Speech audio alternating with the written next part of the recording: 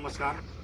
आज की इस प्रातःकाल की जीवन दर्शन यात्रा में आपका स्वागत है। जीवन में लगातार चलने, दौड़ने, भागने, भटकने से क्या मिला और क्या मिलेगा, इस विषय पर समय समय पर हमें मौन, मुक्त, निष्काम, एकांत, साक्षी अवस्था में रहते और जीते हुए मूल्यांकन करते रहना चाहिए। मित्रों, हम लगातार किसी न किसी क्रिया में लिप्त रहते हैं। सुबह से शाम तक 365 दिन, जन्म से लेकर अब तक आज तक हम हमेशा किसी न किसी कर्म को करते रहते हैं। एक वो कर्म जो सहज स्वाभाविक रूप से घटता है, दूसरा वो कर्म जो हम संघर्ष के जरिए अपने विनय, विवेक, बुद्धि के जरिए करते रहते हैं। लेकिन हमारा कर्म सबसे ज़्यादा हमको प्रभावित करता है, प्रेरित करता है, जागरूक करता है। कर्म का पहला और आखिरी प्रभाव,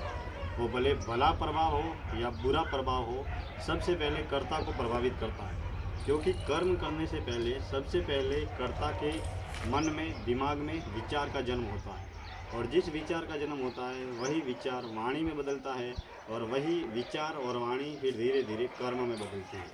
अब वही कर्म जब हम बार बार दोहराते हैं तो वह संस्कार बन जाता है, आदत बन जाता है। इसीलिए मित्रों, हमारे संत, ऋषि मुनि और ज्ञानी लोग कहते हैं कि जीवन में सदैव अच्छी और सच्ची आदतों का निर्माण करते रहना चाहिए।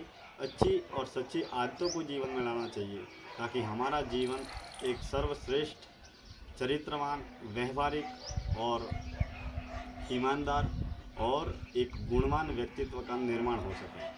क्योंकि हम बार बार प्रयास करते हैं, इसके बावजूद भी हम अच्छी सच्ची आदतें सीख नहीं पाते हैं, अच्छे गुणों को अपना नहीं पाते हैं, और न चाहते हुए भी बुरे गुण, अवगुण, दुर्गुण या बुरी आदतें हमारे जीवन में आ जाती है। इसके लिए मित्रों, हमेशा हमें कर्म के प्रति सजगता और सात्विकता रखनी चाहिए, ताकि जीवन नियमित, निरंतर आगे बढ़ने वाली यात्रा है, और इस यात्रा में हम अनुभव कर सकें कि वाकई में हमारे कर्म सबसे ज़्यादा हमको ही प्रभावित करेंगे।